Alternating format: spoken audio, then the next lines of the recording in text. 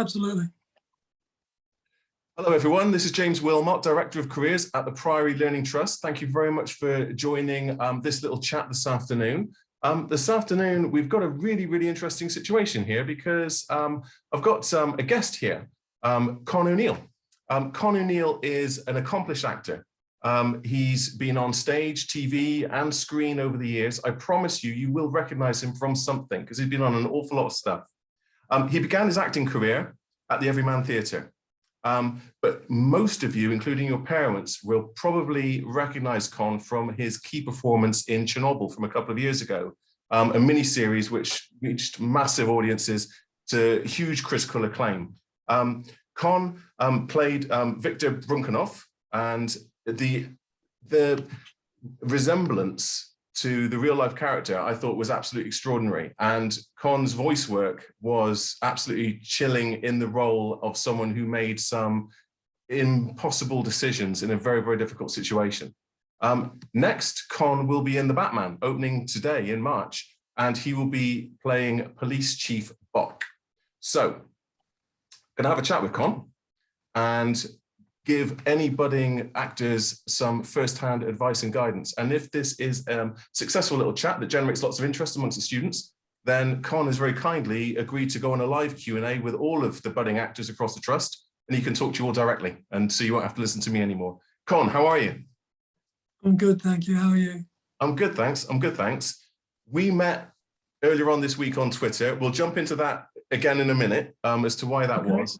But if it's okay with you, can I just ask you a couple of questions about your kind of recent career with Chernobyl? I mean, that was an amazing mini-series, but it felt like a film.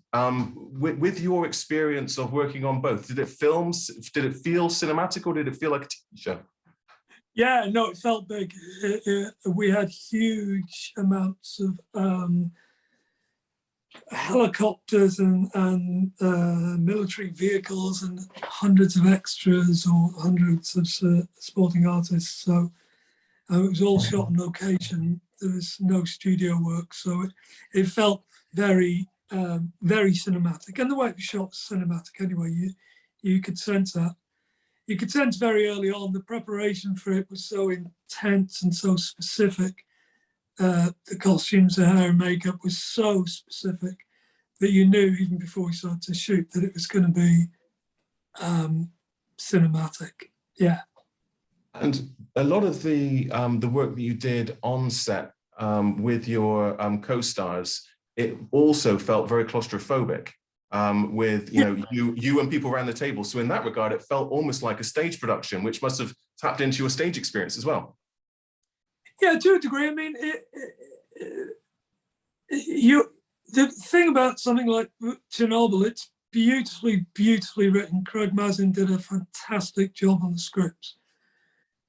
When the writing is good, for me, it's irrelevant whether it's stage or film, TV or film. It doesn't matter. If the writing is good, the process for me is the same. And they cast it beautifully as well. So whoever you were playing opposite was knocking it back to you. So it was a constant, like a tennis match. And it doesn't get much better than that when you're playing with those kind of actors with that kind of text. It doesn't get much better than that. And also it being a real story helps with the gravitas of it. So it was a great gig for that. It was, you knew it was classy from the off, really. Yeah, it had a mark of quality all the way through it. Fantastic. So tonight you're in Matt Reeves's The Batman. I am. I'm a lifelong fan. I can't wait. Got my tickets. I'm leaving straight after here. I've got my M&Ms in the fridge, the whole thing. We're ready to go. What flavour M&Ms? Just peanut, straightforward peanut? Peanut. It's got to be peanut. Peanut for the cinema. You see, it's got to be Milk Duds for me in the cinema. Milk Duds popcorn. It just got to. I don't know why. Maybe it's the Wigan in me. But yeah, it's got to be Milk Duds, especially if it's an American movie. And it's nearly 3 hours long. It's nearly 3 hours long. So, you know. Yeah. In terms of the kind of the shooting and everything, from what I've seen in from like location shots so far from the film, it felt like a lot of the work was done on location outside. And I think it was all filmed on location in the UK, like Glasgow and in the northern cities. Yeah, we filmed in Liverpool as well, and we did quite a lot of studio work at Levingston here in the UK. I think a little bit of it was filmed in the States, but my stuff was all at Levingston and Liverpool.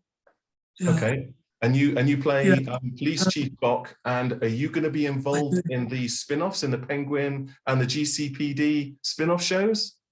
I have no idea. Oh yeah, you do. Okay, never mind. That's fine. That's fine. We'll move on. We'll Tell move you, on. but That's then fine. I'd have to kill you. Yeah. We'll have another conversation about it another time. That's all cool. Good. Excellent. So let's rewind. Like midweek, I jumped on Twitter and I saw a selfie you took outside a cinema. And oh, sorry, beg your pardon. You referred to the poor careers advice you got in school and how that nearly kind of derailed what you could have become. Tell me about that.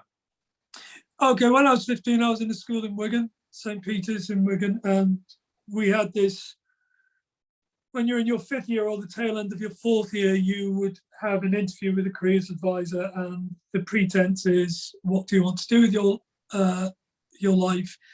And then you would tell them, and they are meant to then help you try to understand the path to what you want to do. And I'd wanted to be an actor for several years by then. And, you know, it's not in my family. There's no show business in my family. So, and Wigan is hardly the bastion of theatrical experiences. So I had no idea what to do in order to at least attempt a career in the arts.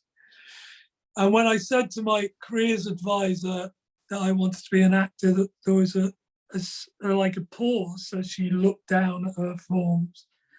And then she said, basically, you can't, wouldn't you rather join the army? That's all she got. And then about 6 weeks later, I got an envelope with, ripped out from a Sunday magazine, an interview with Felicity Kendall, who is a British actress.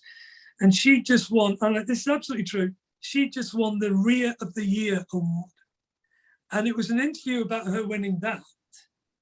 And also on a piece of paper just ripped out with no introduction as to what it was, there was the word RADA and an address in London. I didn't know RADA was Royal Academy of Dramatic Art, but there was no cover letter, it was a really half-assed attempt to say, I'm trying to help you. And listen, I don't believe it's a careers advisor's job to go, yes, you can do anything you want to do. But I do believe it's a careers advisor's job to at least help you on your way to discovering whether or not you can do what you want to do. And that particular career advisor didn't. And so what I did, I got a job at a theatre in Liverpool called the Empire, and ripping tickets as an usher. And I got to watch these performances, and I watched it as much as I could. And then by hook and by crook, I found a way in. And the photograph you saw was me filming the Batman, but standing outside the theatre I used to be an usher in 30 odd years ago. And I just, you know, I don't mean to demean or to undervalue careers advice. I think it's a wonderful thing.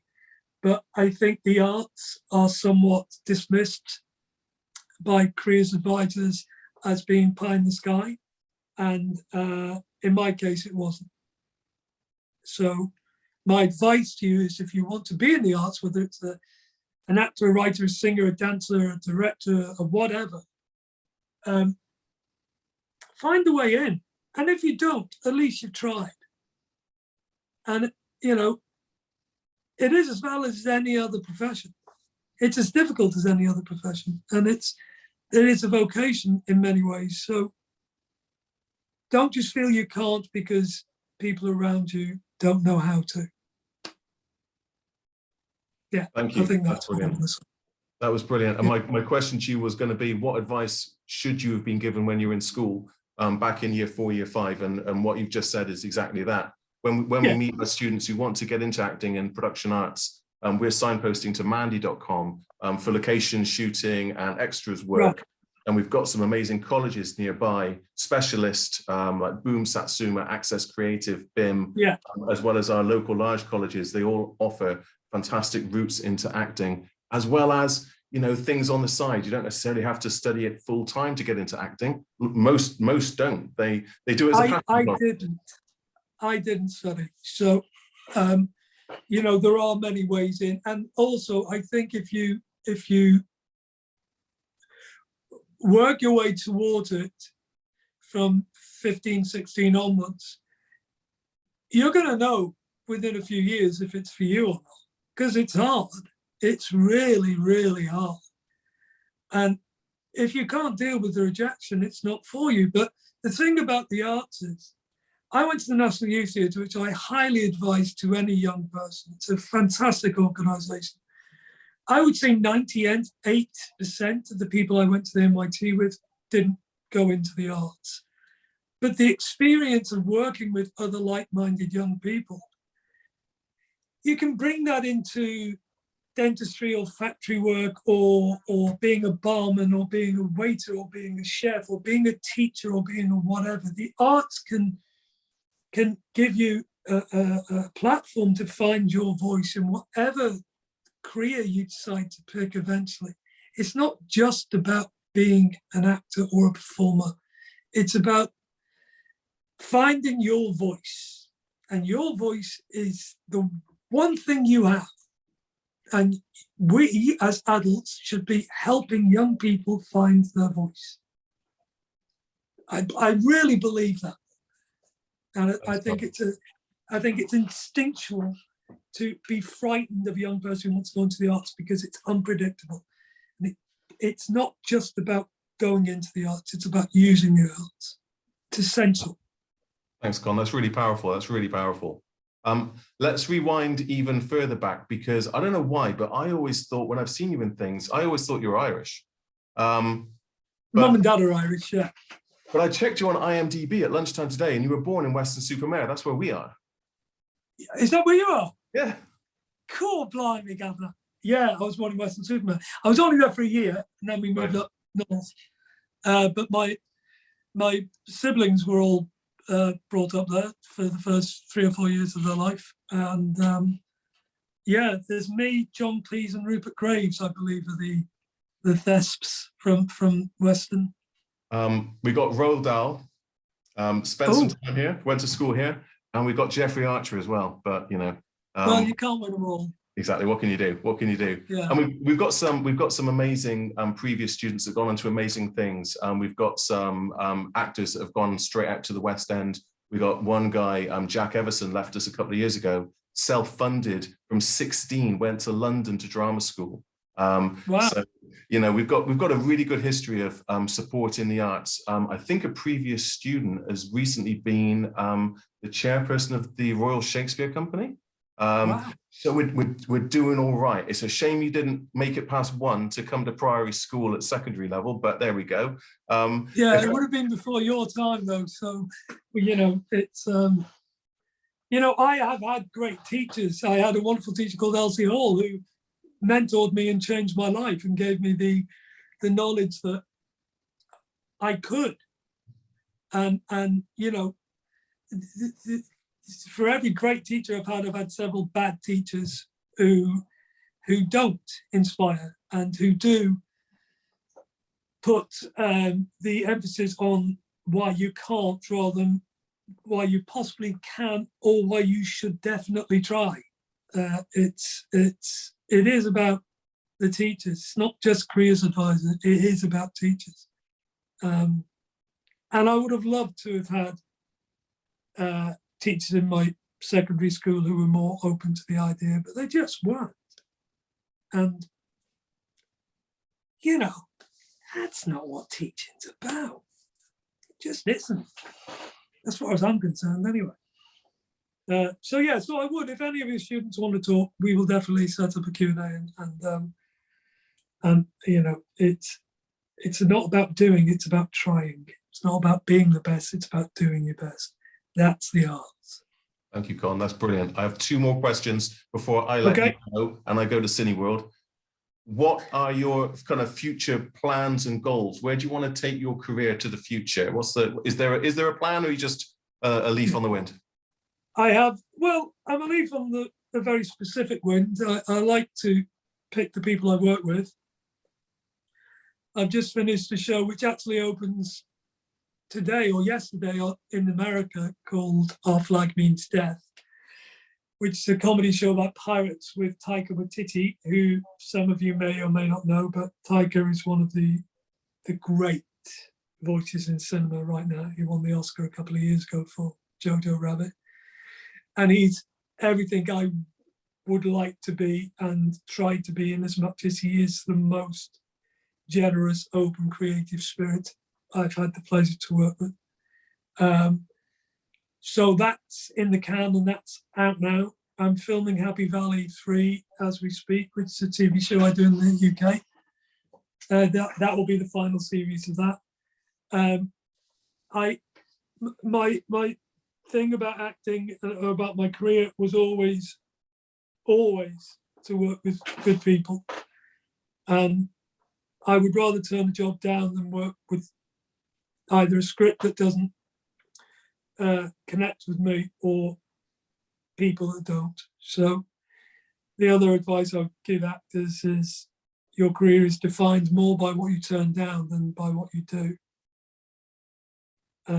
So yeah, just keep on doing good work with good people and risky work. I quite like a risk.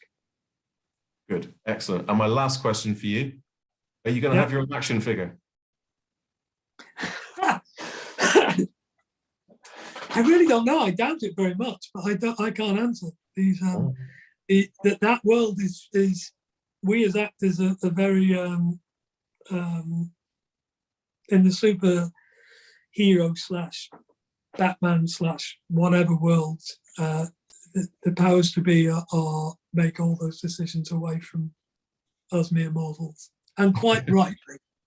Quite rightly too. Fair dues, fair dues.